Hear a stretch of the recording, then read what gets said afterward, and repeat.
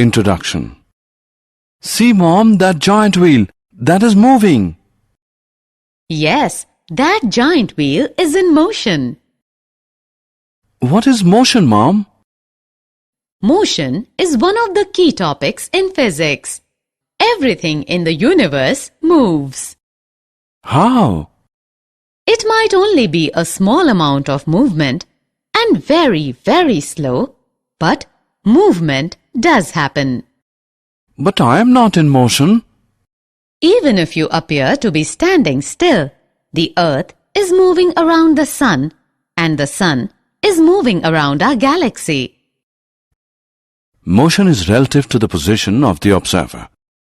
For example, you can see that an automobile is moving with respect to the ground. Different observers may perceive the motion of an object in an entirely different way. Or we can say that an object is in motion if its position changes with respect to an observer. A rocking chair, a swing, a bouncing ball are the examples of things that assist motion. The Earth in its orbit around the Sun is also said to be in motion.